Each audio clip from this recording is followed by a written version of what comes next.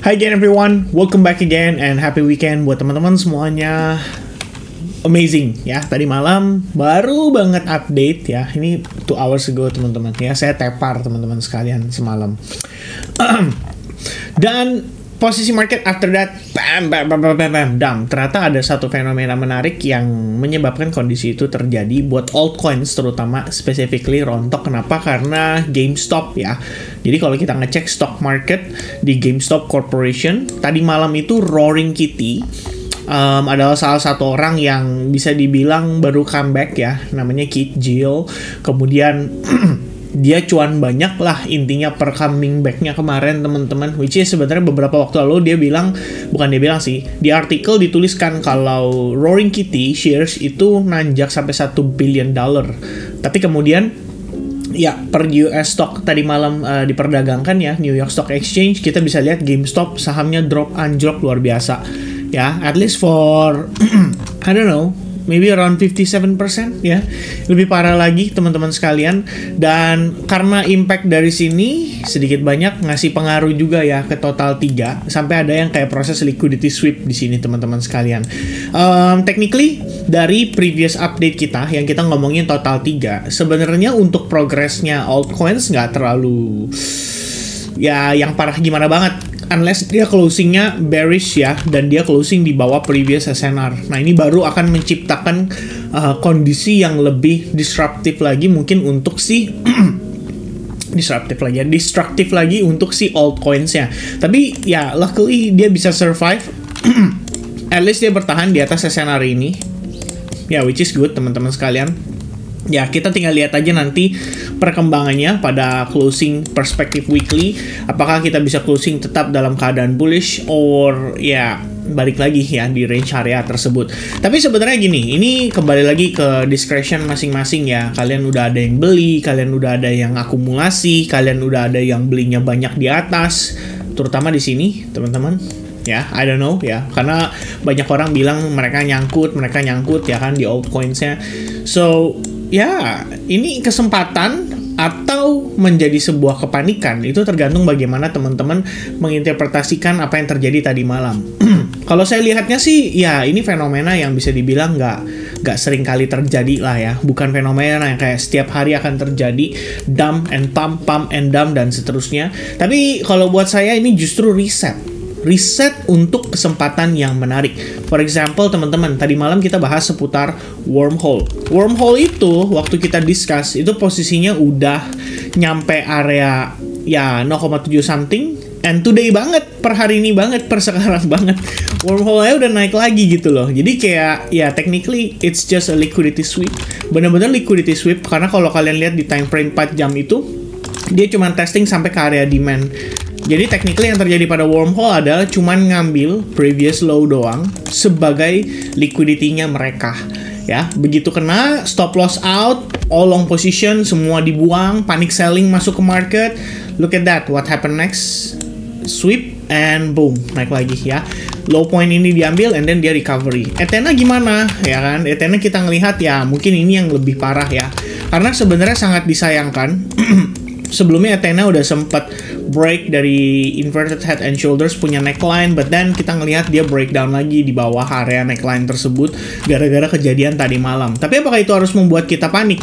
Well, it depends on how you interpret ya teman-teman, bagaimana kalian menginterpretasi itu semua.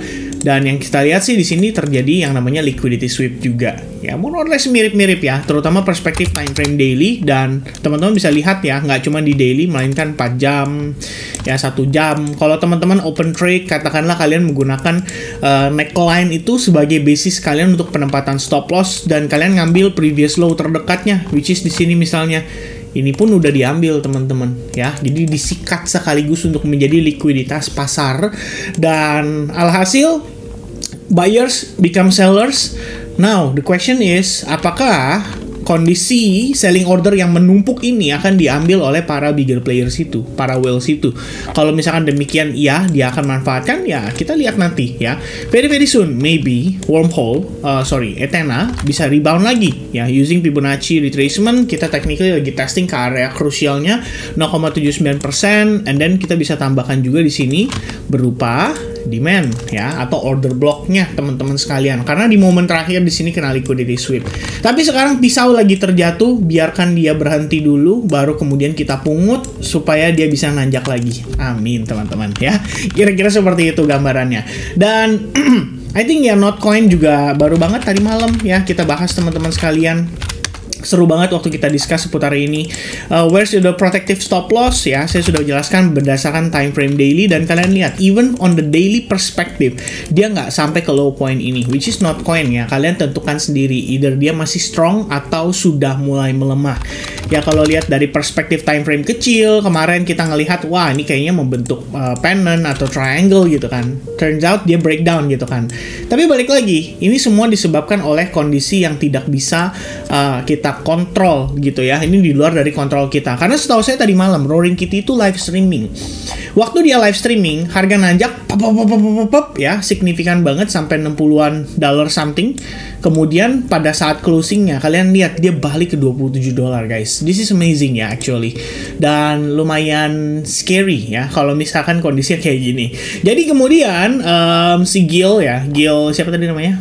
Kit Gil ya teman-teman, atau si Roaring Kitty ini itu katanya dapat semacam warning kali ya dari platform ya. The trader is also facing pressure from institutional players and platform like E-Trade, which announced that it may remove Roaring Kitty from its platform due to market manipulation concern. Nah, ini nih teman-teman kata kuncinya ya. Trading for GameStop shares was reportedly halted 6 times on June 7 due to extreme price volatility. The GameStop company was even forced to issue a letter noting that the sharp rise in its stock was not due to underlying performance of the company. Bener banget. Maksudnya ini hype gitu loh. Technically ini hype, gak jauh beda dengan meme coin. Jadi begitu bam, pop ya, orang pasti ngelihat wah ini volatile nih, masuk dan lain sebagainya. Takutnya apa manipulasi ya, bener banget. Jadi kalau kita ngelihat saham GameStop, well, I think this one adalah menjadi penyebab atau trigger ya daripada koreksinya market altcoins. Karena teman-teman perhatiin, waktu di sini dia bangkit ya. Ini kan nanjak banget nih 1 Mei, 13 Mei ketika Roaring Kitty itu kembali comeback ya kan. Kalau nggak salah lewat Twitter ya, kalau nggak salah platformnya teman-teman sekalian. Yang terjadi pada meme coin juga sama. Mereka dapat hype ya. Kita bisa ngelihat kayak I don't know, maybe for example Floki ya kan, Pepe. Ini nanjaknya nih waktu hype-hype itu ya. Mulai comeback, boom, si saham GameStop nanjak. Coin meme semua pumping hard ya. Signifikan banget nanjak ya teman-teman sekalian. Sekitar awal Mei, which is barengan nih sama Roaring Kitty kalau kita lihat lebih kurangnya dengan saham GameStop ya. Jadi meme coin itu istilahnya dikorelasikan dengan saham GameStop, and I think ya what happened last night terhadap altcoins terutama specifically adalah disebabkan oleh ini juga salah satu faktornya teman-teman sekalian. Lalu Bitcoin gimana kok? Bitcoin dump. Apa yang terjadi? Ya sebenarnya kalau misalnya kita ngebahas ya tentang progress tadi malam teman-teman sekalian, ini saya cukup agree at least dengan headline-nya. Ya, crypto market tumble seen as quick shakeout. Traders expect bullish rebound. Teman-teman, ini udah menjadi sebuah indikasi dari possible bull run atau possible bullish momentum ya. Dimana biasanya leverage trader itu di shake out dulu. Dan ternyata tadi malam itu yang kena likuidasi sekitar 300 juta dolar kalau nggak salah teman-teman sekalian ya. Which is lumayan gede. Nah, yang menarik adalah case news teman-teman sekalian, yaitu NFP. Ya, saya janji sebenarnya pengen bahas sama teman-teman setelah NFP-nya rilis, tapi ternyata saya ketiduran teman-teman ya. Nah, NFP dan unemployment rate ini sebenarnya mixed data dan bisa dibilang membuat market confused ya. Kenapa? Karena kalau kita ngelihat, perhatiin baik-baik S&P 500, Nasdaq, yes mereka close lower. Tapi kalau kalian lihat progresnya di perspektif time frame 1 jam atau 4 jam, mereka bingung guys, what happened, right? Kalau ngelihat dari dollar index, ya otomatis mereka responsifnya terhadap NFP. Ya, karena kalau misalnya kita ngelihat dari segi data, NFP-nya positif buat dollar index, tapi negatifnya itu dari sisi pengangguran. Kita bisa lihat NFP itu adalah penambahan lapangan pekerjaan juga di Amerika. Jadi lebih kurang dia mirip sama job opening gitu ya. Tapi kalau job opening kan, I don't know ya, mungkin itu swasta atau gimana. Kalau non-farm payroll biasanya dibilangnya, kalau kita ngelihat dari artikel baca berita, itu penambahan sektor tenaga kerja di luar dari sektor pertanian. Dan kalau bukan pertanian ya mungkin pertanian dan juga pemerintahan, teman-teman sekalian, NFP. And then setelah di situ meningkat positif, kita ngelihat unemployment rate-nya, angka penganggurannya itu naik 0,1%. 0,1% untuk penduduk di Amerika Serikat yang jumlahnya notabene cukup banyak, yaitu banyak sekali gitu loh. 0,1% mungkin lebih dari ratusan ribu kali ya. Ya, I don't know ya guys. Tapi ya lebih kurangnya seperti itu. Ini data mix, unemployment rate, pengangguran meningkat, but non-farm payroll-nya meningkat. Mungkin implikasinya, kalau NFP naik, let's say next month ya, mungkin dari segi data pengangguran akan kembali turun gitu loh, ke 3,9% atau mungkin ke 3,8% next month, teman-teman. Kenapa? Ya penambahan tenaga kerjanya baru ada gitu loh, lapangan pekerjaannya baru ada. Jadi ya mereka-mereka yang istilahnya menganggur karena dipecat dan lain sebagainya, ya mereka jadi punya kesempatan untuk mencari pekerjaan lagi. Dan kita bisa lihat dari average hourly earning guys, itu naik dari 4,0% jadi 4,1%. Ya ini memang perbandingannya dengan tahun ini dan tahun lalu, which is year over year. Kalau kalian lihat yang average hourly earnings month over month ya, MOM, itu naik dari 0,2% ke 0,4%. Nah, ini artinya teman-teman, sebenarnya ya saya cuman menganggap ini secara sederhana, simple aja. Kalau ada kenaikan pendapatan atau penawaran dari segi salary, berarti ada kebutuhan di situ, ya kan? Ada demand yang meningkat, tapi tenaga kerjanya berkurang, gitu, teman-teman. Ya, otomatis ya average hourly earning-nya, logik saya sih berpikirnya kayak gitu. Jadi ada peningkatan dari segi upah. Kenapa? Karena kita mau cari karyawan nih, gitu loh, ya. Dan kekurangan gitu loh dari segi karyawannya. Jadi ya bisa dibilang demand-nya lagi meningkat, tapi kekurangan dari segi karyawan, ya otomatis logikanya adalah upahnya meningkat. Maybe ya. Ya saya nggak tahu teman-teman. Tapi lebih kurang kayak gitu. Nah, intinya apa dari semua data-data ini? Kalau kita ngelihat bagaimana responnya terhadap dollar index, saya berpikir bahwa ya memang ini menjadi jalan lagi. Balik lagi menjadi jalan juga untuk the Federal Reserve nanti mungkin di FOMC press conference next week mengatakan bahwa ya it's fine buat kita mempertahankan suku bunga tetap berada di sini walaupun dari negara-negara di luar saat ini kayak Kanada, kemudian Eropa itu udah mulai pada cut rate, teman-teman sekalian. Benar ya? Dan ini harusnya menjadi trigger juga. Bahkan ada pembahasannya kok di beberapa artikel di sini menjelaskan bahwa apakah the Fed di sini akan tetap mempertahankan ya dia punya stance gitu kan di kebijakan moneternya untuk tetap berada dalam suku bunga yang sama di 5,5%, atau dia terpaksa kedorong dengan kondisi yang saat ini terjadi di negara-negara lain seperti Bank of Canada ya, BOC teman-teman, ECB ya, European Central Bank, mereka udah mulai cut rate at least minggu lalu ya, lebih kurangnya bukan minggu lalu sih, minggu ini lah teman-teman sekalian, mereka udah mulai cut rate. Apakah itu akan mendorong Fed untuk melakukan cut rate juga? Nah, sebetulnya kuncinya tuh ada di data tadi malam. Makanya saya bingung. Kalau misalnya mereka ngelihat NFP-nya bagus gitu kan, logiknya adalah mereka mungkin akan mengatakan bahwa kita nggak perlu cut rate sekarang, nggak masalah kok, karena terbukti ekonominya masih baik-baik aja. Walaupun dari segi data GDP udah nunjukin 2 kuartal berturut-turut itu angkanya decline, turun gitu loh teman-teman sekalian, nggak naik. Ya, which is saya lakuin research, ada kemarin yang bilang juga di kolom komen katanya bukannya kalau minus ya baru dikatakan resesi gitu loh. Enggak, kalau kita ngelihat dari definisi yang lama tradisional itu 2 kuartal berturut-turut decline itu turun bukan minus gitu loh. Jadi ya sebenarnya termasuk dalam kondisi yang kurang baik karena GDP-nya Amerika tuh udah turun selama 2 kuartal berturut-turut, which means di kuartal 4 2023 dan di kuartal 1 2024 angkanya turun. Nah dari sini pertimbangannya apa teman-teman sekalian? Ya kalau misalkan memang the Fed terpaksa ya dia FOMC di sini, ya nggak tahu ya, mungkin the Fed coba untuk menunjukkan dari angka interest rate projection ini nih, which is di sini teman-teman ya, yang first year, second year, and third year. Karena nanti ada projection reportnya ya di FOMC economic projection ini, nanti kita bisa ngecek di websitenya si The Federal Reserve sendiri untuk kita ngelihat reportnya, mereka melihatnya seperti apa nanti gitu ya di masa yang akan datang. Jadi mereka yang ngeluarin proyeksi di tahun ini akan rate cut atau tidak, kalaupun rate cut mau berapa kali, itu semua kelihatan nanti dari segi angka ini teman-teman. Dan itu yang bakal ngubah mungkin point of view-nya market secara signifikan, sentimen market secara signifikan. After data tadi malam, ya bisa dibilang memang sebenarnya not good ya buat market crypto. Itu aja sih kalau menurut saya dari pandangan yang sementara kita bisa dapatkan. Dan ya luckily teman-teman sekalian, ya kita ada ngobrol sama teman-teman ya. Di semalam banyak banget yang selamat teman-teman ya.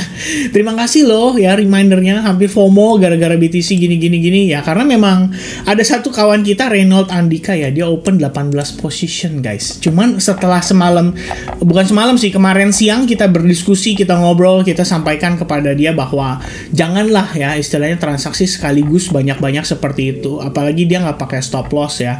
Selamat ya, selamat teman-teman, aman ya. Saya juga tenang jadinya ya, berkat dari Ko Kevin dan semua teman ceramahi saya sadar dan keluar tadi jam 19.20 ya. Dia jadi kayaknya selama ini nggak sadar ya, begitu diceramahi, oh saya sadar gitu ya. Ya memang gitu teman-teman, karena memang kita ngelihat, kita nggak mau gambling ya seputar data. Saya juga selalu sampaikan hal yang sama gitu loh. I mean, the moment kayak mendekati, sorry ini Bitcoin update by the way. Ya di momen mendekati update seperti news, data dan lain sebagainya, itu kita udah inform 15 minutes away ya dari NFP. Jangan biarkan posisi terbuka tanpa pengaman sama sekali.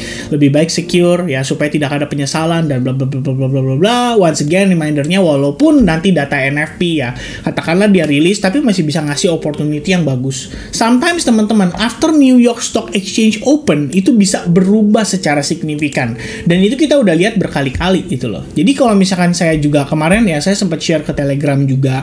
Di Telegram juga saya sampaikan hal yang sama. Ya perhatikan baik-baik.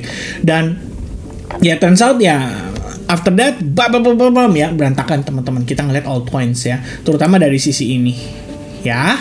Nah, jadi itu sedikit sharing ya, mungkin seputar bagaimana langkah, bagaimana kita istilahnya mencoba untuk mengantisipasi hal-hal yang kita tidak bisa kendalikan gitu loh. Kalau teman-teman pengen jadi trader yang konsisten, ya kalian harus menghindari yang sifatnya gambling gitu loh. Bagaimana kalian bisa dapetin konsistensi kalau kalian transaksi saat lagi gambling? Ya kan, saat lagi data rilis yang kita nggak bisa kendalikan gitu loh.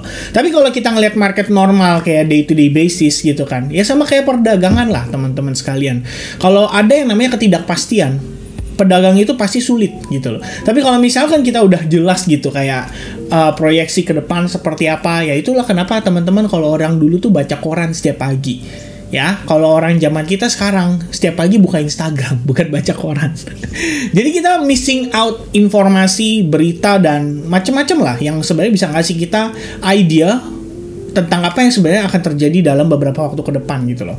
Which is NFP itu sedikit banyak ngasih kita gambaran. Kalau buat saya sih, saya menangkapnya adalah The Fed kayaknya masih ngotot dia nggak mau pangkas suku bunga pada pertemuan minggu depan. Tapi good newsnya dari interest rate projection ini, mereka mungkin berani akan keluarkan angka yang luar biasa bombastis. For example, let's say 3,9%, mungkin dia akan pangkas di 3,7%. Itu pun udah bagus banget kalau angkanya kayak begitu. Market bakal positif, sentimen bakal nanjak, maksudnya bakal balik ke bullish dan signifikan banget. Nah ya, kira-kira seperti itu teman-teman sekalian. By the way, kita lanjut ya. Bahas ke bagian Bitcoinnya ya. Jadi saya kasihkan ngobrol-ngobrol seputar hal itu, malah lupa soal Bitcoinnya teman-teman sekalian. So, what happened with Bitcoin ya tadi malam teman-teman sekalian? Ya sebenarnya kita udah ada pertimbangan lah ya dari previous update ya. Kita tahu memang di situ adalah dinding resistance yang kuat gitu loh. Memang prosesnya sometimes nggak smooth. Jadi kalau misalnya teman-teman berpikir bahwa ini ternyata langsung nanjak ya dan lain-lain sebagainya, kita juga harus ada consideration loh teman-teman. Dalam arti fake outnya ke atas dulu baru dia turun gitu kan. Begitupun sebaliknya, kalau nanti dia mau rebound, dia harus ubah dulu dong sentimen pasar, terutama dari retail, supaya berpikir bahwa, ini loh saatnya bearish gitu. The moment ini mereka berpikir, ini loh saatnya bearish, I think that's the moment ketika market bisa melakukan pembelian kembali. Flipping bias dari retail, supaya para whales bisa dapat kesempatan, dapat order dari market. Kira-kira seperti itu. Yang kita lihat sejauh ini, Bitcoin on the perspective daily time frame, dia nggak apa-apa ya. Beda ceritanya dengan beberapa di altcoins, kita ngelihat sampai dia istilahnya break previous low dan lain-lain ya. Semalam tuh sebenarnya kita udah sempat, saya pribadi udah sempat mempertimbangkan ya, ini Ethereum klasik bagus gitu loh. Kalau misalkan ada validasi, konfirmasi ya dari NFP dan lain-lain gitu ya, saya personally udah sempat set alarm juga. Jadi yang saya expect adalah dia breakout itu terhadap previous high point di sini.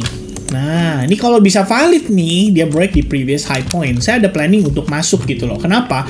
Kalau kalian lihat Ethereum Classic for example ya, di overall perspective, high point, higher high, pullback dong, dapat reaction, and then boom ya, ekspektasi flip, pullback retrace, and then boom, nanjak, ekspektasi teman-teman.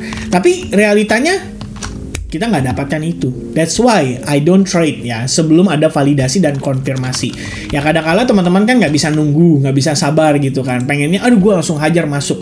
Link juga sama. Nih, saya sudah setting alarm. Ya, ekspektasi saya adalah Chainlink breakout dulu deh dari trendline, breakout dulu deh dari previous high point supaya kita bisa dapat entry point yang ideal. Ternyata nggak berhasil, dia break low, tapi good newsnya karena kita belum masuk, jadi nggak nyangkut. Itu pertama. Yang kedua, kita dapat cheaper price, harga lebih murah untuk preparing. Kalau misalkan teman-teman memang bullish on Chainlink atau beberapa altcoins lainnya, ya kalian punya idea yang sama. Well, this is your opportunity. Ya, time to maybe serok, time to add more size ya. Mungkin teman-teman mau nambah di spot, kemarin lagi mikir, aduh ini udah pada naik, sabar dulu deh. Kesabaran kalian membuahkan hasil. Sekarang harga koreksi, dapat diskon, kalian bisa belanjakan. Itu sebenarnya teman-teman.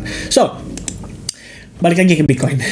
On the daily perspective, fine ya. Kita ada exponential moving average 21, so far so good, nggak ada masalah. Reacting di situ, dia ketahan, closingnya masih tetap di atas, which is tidak ada yang namanya bearish engulfing ya, tidak terlalu parah yang gimana banget teman-teman sekalian.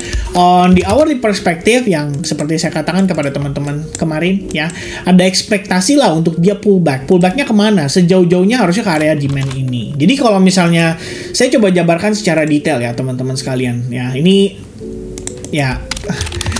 cara saya memandang market ya teman-teman sekalian. Satu, kita lihat ya, the overall movement for Bitcoin so far selama beberapa waktu terakhir itu adalah bullish. Kenapa? Karena kita ngelihat di sini low, high, dia creating higher high, right? Ini internalnya teman-teman. Nah, ini semua pergerakan terjadi di dalam internal structure-nya dia.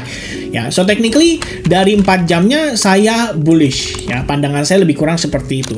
Lalu kita coba identifikasi internalnya. Apakah ini ideal untuk buy? Apakah ini ideal untuk long gitu kan? Consideration saya adalah satu, kita ngelihat di sini terdapat liquidity sweep ya terhadap previous low point ya, atau salah satu low pointnya. Kemudian terjadi berikutnya itu apa? Adalah reversal. Nah, di sini clean ya. I think we can consider proses ini sebagai market structure shift ya untuk internalnya teman-teman. Jadi dia ada perubahan struktur. Entah kalian mau ngambil high point ini atau kalian mau ngambil high point yang ini ya. Mungkin di sini sebenarnya nggak masalah ya, sama aja keduanya. Tapi kalau misalnya kalian mau lebih spesifik ya, kalian lihat di sini ya. Dia pullback up, and then boom, baru turun. Which is ini adalah high point terakhir yang responsible untuk ngebawa harga break previous low di sini. Right? Maka di sini adalah high point, dan ya kita udah berhasil create high point anyway ya. Jadi higher high di sini ada validasinya teman-teman sekalian. Ya tapi ya udah, kita taruh di atas pun nggak ada masalah sih kalau buat saya, karena in the end ya ini high point yang paling strongnya juga gitu ya. Lalu terjadilah reversal, dia going up ya, pullback, retest terhadap previous high point and bla bla bla bla bla, and then dia going up lagi. Jadi technically seperti ini. Okay, this is our high point, more or less teman-teman sekalian. Dan dia terus create higher high sampai satu titik kita ngelihat di sini. Ini adalah high point terakhir yang attempt ya. Attempt itu kayak mencoba atau berusaha untuk break dari previous high point sebelum data NFP. Begitu data NFP rilis, dollar index menguat, reaction terhadap market cenderung negatif. Terutama kalau teman-teman lihat yang paling kena pengaruh itu adalah S&P 500. Awal dia reject. Nah, di momen ini dia reject, Bitcoin juga sama mengalami rejection. Saat di sini dia recovery, Bitcoin juga recovery. Ya, kalian bisa lihat di sini. Oh damn, no ya. Kayaknya nggak kelihatan clear ya. Di sini ya 1 jamnya yang kelihatan teman-teman. NFP, boom, harga turun, and then recovery, tapi kemudian dibanting gara-gara kasus atau kondisi yang GameStop itu teman-teman ya. Roaring Kitty, live streaming, and bla bla bla bla bla. Ternyata menyebabkan Bitcoin mengalami koreksi yang sangat dalam ya. Bahkan kembali ke area order block ini. Nah, ini order block yang lumayan strong. Kenapa? Karena sebenarnya di sini terdapat fair value gap juga ya. Jadi kita bisa considering kalau range ini ya somehow bisa ngasih reaction gitu loh di market. Dan yang kita dapatkan liquidity sweep ya, ngambil semua leverage atau long traders and bla bla bla bla bla. Kalau kalian lihat di bagian BTC liquidation heatmap ya, itu semalam kena bantai lumayan teman-teman, langsung bersih. Kalau sekarang saya nggak tahu nih bisa kelihatan atau enggak ya, karena udah lewat beberapa jam kan dari segi datanya. Tapi mestinya sih masih bisa ya, minimal yang 3 hari. Nah ini dia tuh, habis ya, bersih teman-teman. Sekarang bensinnya cuma 1 di atas. Ya, 72.000, 73.000. Nah, bensinnya di atas. Di bawah udah disapu bersih, mudah-mudahan dia bisa rebound. Itu aja mungkin considerationnya ya. Sementara kita ngelihat seperti itu, ini termasuk dalam liquidity sweep. Ngambil order block ini, dapat reaction, kita holding di atasnya, ya cuman expecting dia konsolidasi dulu aja. Kalau dia udah konsolidasi, ya ada pertimbangan lah kalau market itu masih bisa bullish gitu loh. Ya, jadi kalau kita ngelihat overall-nya, buat saya ini adalah swing low, ini adalah swing high. Ya, internalnya sudah ada pullback itu. Jadi kalau kita ngelihat dari perspektif 4H, yes, overall ya ini adalah satu swing. Heikin Ashi, kalian bisa lihat, boom, naik ke atas. Kapan pullbacknya? Ya ini pullbacknya, lagi berlangsung. Gitu kan. Even Heikin Ashi belum bilang kalau it's good for buying guys ya. Kalian bisa lihat nih 1 2 3 4 candle time frame 4 jam itu masih menunjukkan bearish situation. Walaupun dia udah mulai konsolidasi, tapi walaupun dia udah mulai stop atau slowing down, tapi bukan berarti langsung kita belanja. Ya, itu kalau prinsipnya saya teman-teman. Minimal saya butuh dia create base dulu. Lu slow down dulu, kasih lihat ke saya kalau somehow di sini ada akumulasi dari para whales atau retail, baru kemudian kita decide, oke, this is good for buying gitu loh. Jadi overall dia create higher high ya. Ini low point terakhir, ini higher high. Nah, pullback ini ya ini dia ya, proses kita bisa bilang terjadilah si pullback itu teman-teman sekalian. Sedang berlangsung Fibonacci dari bawah ke atas seperti ini. Nah, dapatlah Fibonacci 0,62%, golden ratio di 68.600, which is itu key level yang kita marking sekitar video update Bitcoin yang sebelumnya. Udah deh, kira-kira seperti itu teman-teman sekalian. Alright, itu update saya sementara seputar market. Kita belum tahu apakah dia akan hold di sini atau tidak. Mudah-mudahan demikian, karena kita punya tahanan juga berupa exponential moving average 21. Somehow kalau kita bisa holding di sini, ya prinsipnya simple ya, naik boing gitu loh. Ekspektasinya seperti itu. Dan gak gampang teman-teman. Kenapa? Karena ini adalah major resistance. Jadi memang harus banyak drama juga ya sebelum dia breakout dan nanjak. Kalau segampang itu dia breakout langsung tadi malam, kayaknya everybody happy deh. Ya, kira-kira seperti itu guys. So, thank you very much guys for watching this video. Mudah-mudahan informasi yang saya deliver di sini, walaupun panjang, ngobrolnya banyak, tapi bisa ngasih teman-teman pandangan baru. Kalau kalian nonton sampai finish, make sure to hit the thumbs up ya, likes button.